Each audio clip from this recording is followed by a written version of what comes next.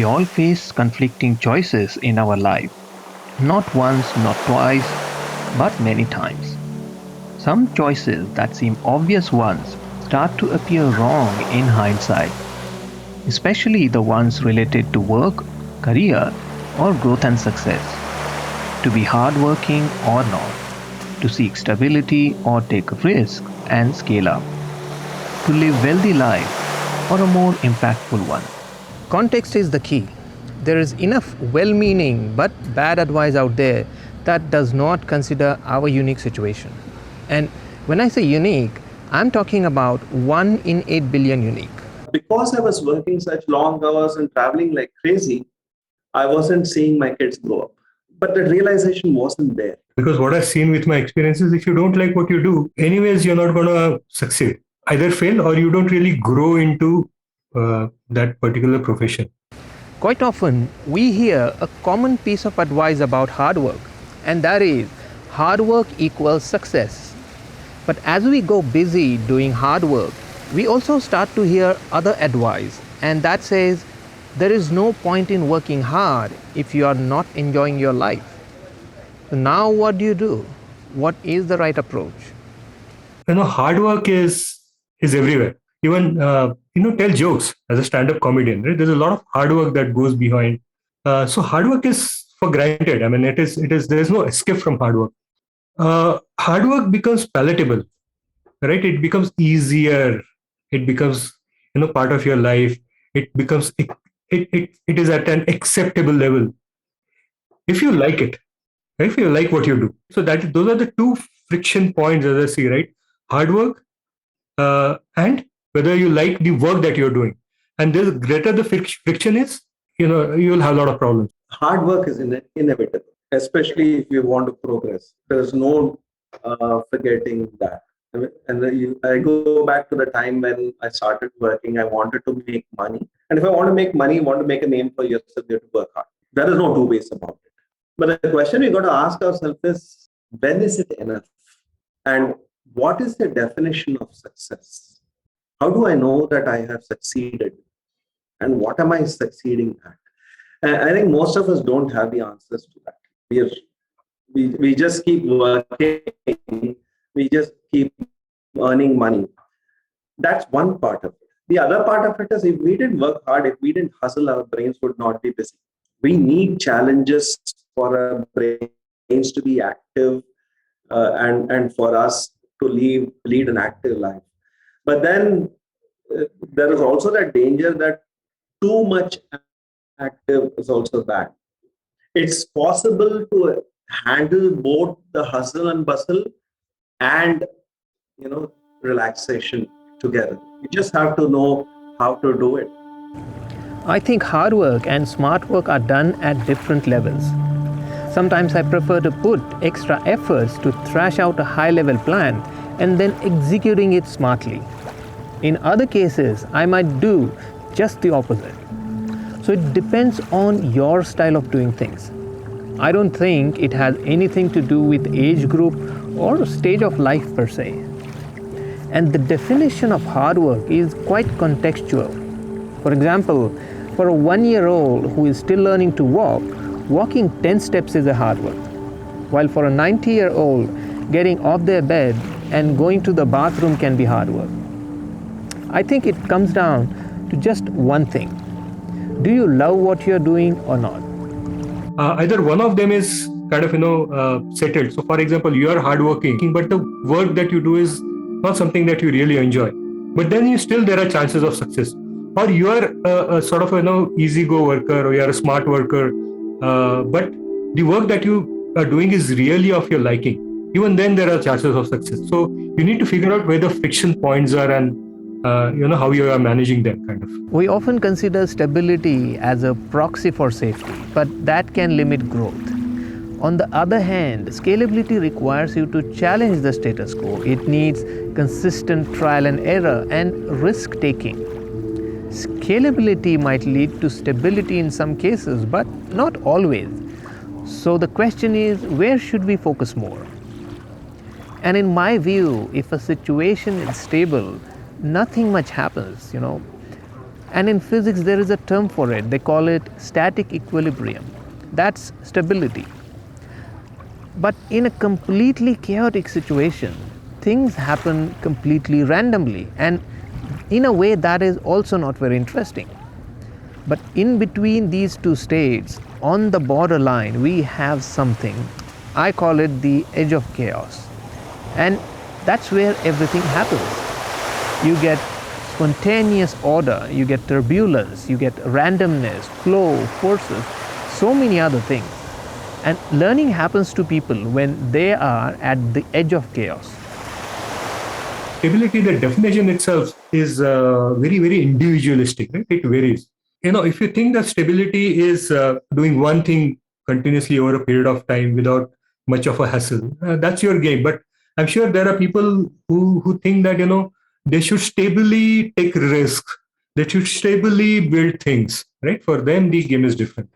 Fortunately, life is not sequential. But when you take a decision like that, it's also important to understand that there are trade-offs. Nothing comes, it's not like I can have the cake and eat it too. Everything doesn't come up. So you got to weigh the pros and cons and say, okay, what is it that I want to do and what am I going to lose as a result? Can I live with that? And what I was losing at that point in time was the ability to rocket up the corporate ladder. The promotions become a little less because you're doing offbeat. A lot of the promotions are meant for people who are in delivery, client-facing roles. But when you work with people, you do offbeat work. You don't get that, and that's fair, right? So I took that decision to move into an offbeat role. I think I've been happier because of it. The thing is, at some point in time, there comes a time when we got to decide, okay, what do we want to do? And more importantly, are we taking a step back? Until that hit me, I didn't really sit down and think about it. Running behind too much stability or too much scalability, both approaches are not advisable. Of course, there is a sweet spot, but it is different for different people. So you must decide where you feel comfortable and in control. A classic debate or often controversial suggestion is building your net worth or going for net impact. It is also tricky because both are complementary in one way or the other. It is difficult to do something impactful if your own needs are not taken care of. And if you are doing something impactful, it must somehow show up in the results. So, what would you choose? Is there a definitive answer? I'll definitely go for net worth. And I know a lot of people may find this a little difficult to digest. But what I think is, money, again, it's a man-made system, but money helps you drive a lot of things. People say that, hey, I want to have lots of money and I want to leave it for my future generations. Or, I want to do some really great work so that people will remember me. And the open secret is, right, I mean, the day you die, everything is gone. So both of them are important, according to me. It's just that do not do it to leave legacy. Do it because you want to enjoy that moment. You want to enjoy it right now. If you'd asked me this question about 20 years ago, I may have had a different answer. So where I'm going with this, the context can play a role here.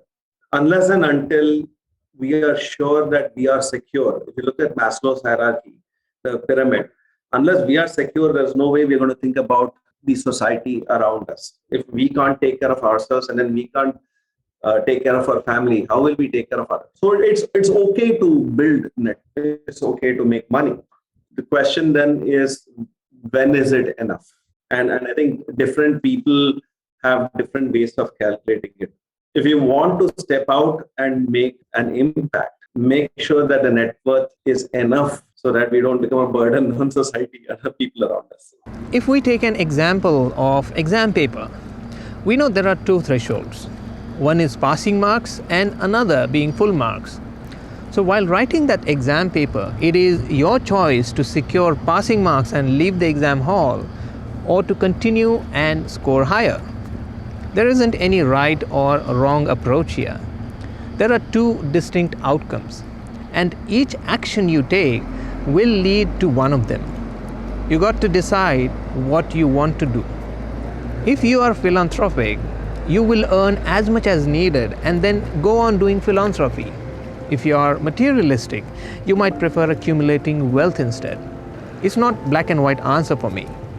It is interesting to see that what we seek and yearn for at an early age, we feel conflicted about it later. We begin to question our choices. Every choice we have made seems wrong.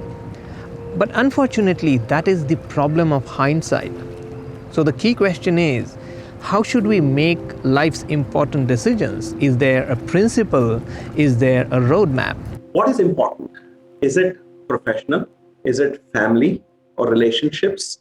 Is it financial? Is it spiritual? Is it health? Take a look at it and say, order is 5. What is your priority? Where do you stand on a scale of 1 to 10 at any point in time? Where would you like to be? I think it shouldn't be emotional. That's the first thing, right? Get emotions out when you are, trying to make such a big decision. I mean, that's the first thing. The first thing that gets triggered in your mind is always the ego. The second is thing that you need to do once you leave the ego. What happens naturally, very naturally, is that you reach to a point where you are very neutral, right? You're real, and that is where the communication can be managed the best. And you are what you are, right? Naturally. Everything can go hand in hand. And the people who have proved that it can go hand in hand. It doesn't have to be one or the other. You can work hard and still play hard. Get a hobby, do something.